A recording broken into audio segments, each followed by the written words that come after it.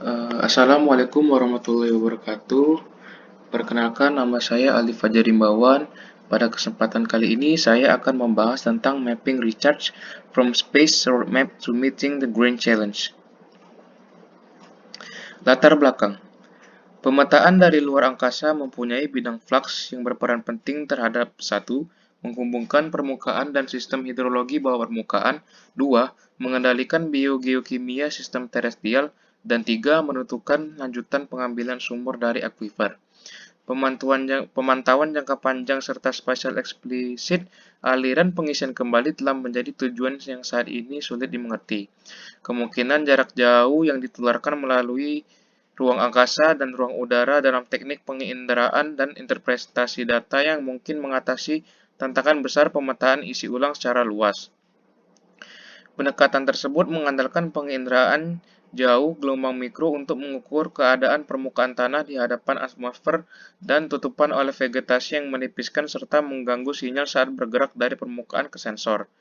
Penekanannya berada pada sistem radar yang bermanfaat terhadap karakteristik resolusi spasial tanah. Pendekatan dan pengukuran menyajikan hal yang layak diperlukan menggunakan contoh dari dua sistem ruang ditanggung kandidat. Metodologi. Dalam penelitian ini membahas tentang keunggulan penginderaan jauh gelombang mikro untuk memantau profil kelembapan tanah. Garis besar konsep misi antariksa dengan kemampuan untuk menyimpulkan aliran pengisian ulang dari pengamatan keadaan kelembapan tanah menggunakan asimilasi data, sehingga menghasilkan 5 metode yang digunakan untuk memenuhi kebutuhan pemetaan bidang isi ulang berbasis teknologi jarak jauh. Hasil dan pembahasan. 1. Penginderaan gelombang mikro permukaan dan bawah permukaan. Radiasi elektromagnetik dalam rezim gelombang mikro telah banyak digunakan dalam penginderaan jarak jauh dari permukaan tanah, lingkungan, dari platform udara dan ruang angkasa. Salah satu alasannya karena pengukuran gelombang mikro sebagian besar tidak terpengaruh oleh kehadiran awan. Metode ini dianggap sebagai kekuatan yang memungkinkan untuk merancang parameter pengukuran untuk dioptimalkan dalam informasi data kelembapan dan sifat geometris. Kedalaman sensitivitas pada gelombang makro yang dipantulkan dari tanah dengan 3 frekuensi representatif di L-band, UHF, dan rentang VHF yang menjelaskan bahwa penetrasi satu arah kedalamannya bisa mencapai puluhan sentimeter hingga beberapa meter tergantung dari kadar air dan jenis tanah. Idealnya, 3 frekuensi tersebut dapat digunakan untuk memperkirakan kelembapan tanah di ketinggian 0-5 cm hingga 5 kg per meter persegi vegetasi. 2. Konsep misi MOS. Observatorium Gelombang Mikro Subkanopi dan Bawah Permukaan atau biasa disebut MOS merupakan radar apertur sintesis atau SAR yang mengorbit bumi sistem dalam pengembangan konseptual dan teknologi sebagai bagian dari NASA dan IIP untuk pengamatan global kelembapan tanah di bawah vegetasi substansial kanopi pada kedalaman beberapa meter. Konsep yang diajukan oleh MOS adalah untuk mensintesis dua lebar antena yang berbeda pada satu reflektor jaringan parabola untuk menerangi permukaan reflektor dengan frekuensi ganda tumpukan umpan patch microstrip array. MOS telah membuat prototipe sistem umpan antena dalam kelayakan konsep keseluruhan.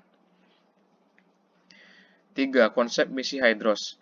Konsep misi Hydros merupakan pengembangan atas tanggapan panggilan dalam hal eksplorasi yang diusulkan misi bumi di bawah NASA pada tahun 2001. Desain Hydros menggunakan kombinasi radiometer dan radar instrumen gelombang mikro L-band untuk diukur keadaan hidrosfer darat secara global dari luar angkasa. Pengukuran memungkinkan untuk memberikan hasil estimasi kelembapan tanah permukaan dengan kedalaman 0-5 cm secara luas 1000 km peta dengan kunjungan global 2-3 hari yang menggabungkan sensor dan menghasilkan 10 km produk data kelembapan tanah. Terdapat peluang untuk dalam mengambil sampel radiometrik kemampuan Hydros dengan misi yang akan datang yakni menggunakan SMOS. SMOS memiliki sintetis dua dimensi antena yang melakukan pengukuran permukaan radiasi yang dipancarkan secara pasif pada L-band. desain HYDROS termasuk radar dengan resolusi yang tinggi. Namun, data ESMOS yang akan datang sangat berharga untuk demonstrasi dan penyempurnaan ilmu pengetahuan dan operasional aplikasi. 4. Peluang untuk misi gabungan. Dengan kemajuan substansial yang dibuat dengan analisa yang banyak untuk misi HYDROS dan MOS yang sedang berlangsung, memungkinkan untuk menggabungkan dua pengukuran tersebut untuk tampilan integrasi, profil, dan kelembapan tanah dari permukaan ke kedalaman dan berbagai macam kondisi vegetasi. Untuk kelembapan tanah generasi selanjutnya, misi dapat memungkinkan satu pada beberapa kolom, mulai dari permukaan hingga kedalaman beberapa meter. 2 di bawah tajuk vegetasi substansial melebihi 20 kg per meter persegi kadar air. 3. Interval waktu 3 hari. Nah, peluang untuk misi gabungan ini itu memungkinkan tiga faktor tersebut yang sangat positif, yang sangat menguntungkan. Teknologi antena khusus yang akan diadopsi untuk seperti itu akan membutuhkan studi yang mendalam untuk pertimbangan kompromi kelayakan dan kinerja. Jadi untuk peluang misi gabungan ini masih membutuhkan studi. Kelima, pengukuran profil kelembapan tanah untuk mengisi ulang estimasi. Pendekatan alternatif ini menggunakan keadaan yang tersedia pengamatan untuk membatasi dinamika berbasis fisika model. Hal ini dikenal sebagai asimilasi data dan berbeda dengan kalibrasi model karena kedua metode tersebut mempunyai perakiraan dan observasi dianggap tidak pasti. Di data tanah, pengukuran asimilasi data digunakan untuk memperbarui status model kapanpun tersedia. Diasumsikan bahwa baik pengukuran maupun perkiraan model rentan terhadap kesalahan. Ketidakpastian yang disebarkan level digunakan untuk mengembangkan perkiraan status model dikondisikan pada pengukuran menggunakan probabilitas Bayesian.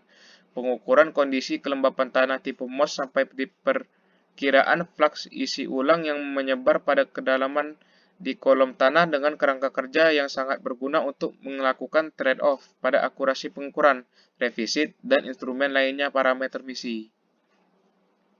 Kesimpulan, dalam paper ini menawarkan beberapa interpretasi teknologi dan data peta jalan untuk mencapai tujuan sains dan aplikasi dengan beberapa metode, yakni penginderaan gelombang mikro permukaan dan bawah permukaan, konsep misi MOS, konsep misi HYDROS, peluang untuk misi gabungan, dan pengukuran profil kelembapan tanah untuk meninjau ulang estimasi.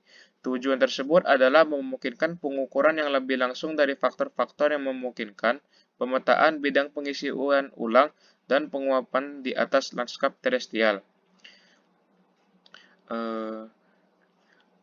Sekian yang dapat saya sampaikan. Apabila terdapat kekurangan, saya mohon maaf. Saya akhiri.